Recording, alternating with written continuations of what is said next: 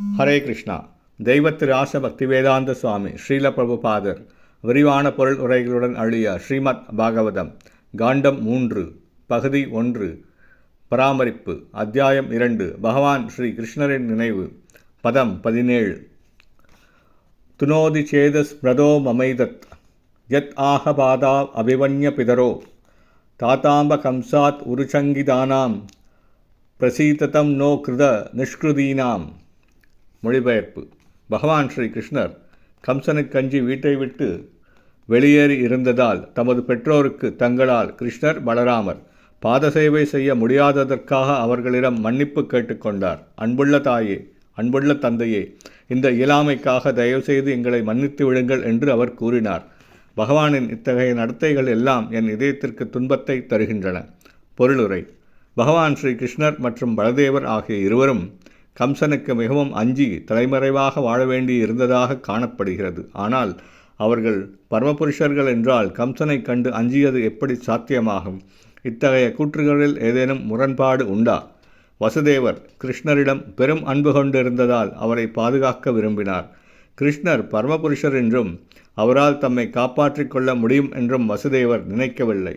கிருஷ்ணரை தமது புதல்வராகவே அவர் நினைத்தார். வசுதேவர் பகவானின் ஒரு மிகச்சிறந்த பக்தர் என்பதால் தமது மற்ற குழந்தைகளைப் போல் கிருஷ்ணரும் கொல்லப்படக்கூடும் என்று நினைக்க அவர் விரும்பவில்லை. நீதிமுறைப்படி வசுதேவர் தமது எல்லா குழந்தைகளையும் கம்சனிடம் ஒப்படைத்து விடுவதாக வாக்குறுதி செய்திருந்ததால் கிருஷ்ணனிடம் அவருக்கு இருந்த பேரன்பினால் தமது வாக்குறுதியையும் அவர் மீறினார். வசுதேவரின் இந்த உன்னதமான மனோபாவத்தை கண்டு பகவான் மிகவும் திருப்தி அடைந்தார். வசுதேவருக்கு இருந்த தீவிர அன்பை குலைத்துவிட அவர் விரும்பவில்லை.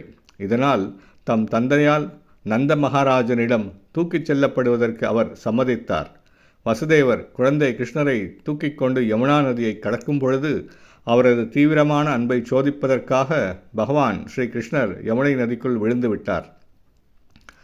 அலைபுரண்டோடும் நதியிலிருந்து கிருஷ்ணரை காப்பாற்ற முயன்ற அவர் தம் குழந்தையை எண்ணி பித்து பிடித்தவர் போலானார்.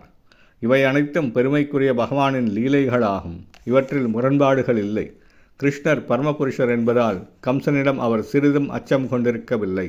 ஆனால் அவரது தந்தையின் திருப்திக்காக அப்படி செய்ய அவர் ஒப்புக்கொண்டார். மேலும் கம்சனுக்கஞ்சி வீட்டை விட்டு வெளியேறி இருந்ததால் தம் பெற்றோர்களுக்கு பாத சேவை செய்ய முடியாமற் போனதற்காக அவர்களிடம் கிருஷ்ணர் மன்னிப்பை வேண்டினார். அவரது சிறப்பியல்பில் இது பெரும் புகழுக்குரிய ஓர் அம்சமாகும். பிரம்மா, சிவன் முதலான தேவர்களால் யாருடைய பத்ம பாதங்கள் வழிபடப்படுகின்றனவோ அந்த பகவான் வசுதேவரின் பாதங்களை வழிபட விரும்பினார். பகவானால் உலகிற்கு அளிக்கப்பட்ட இத்தகைய உபதேசம் மிகவும் பொருத்தமானதாகும்.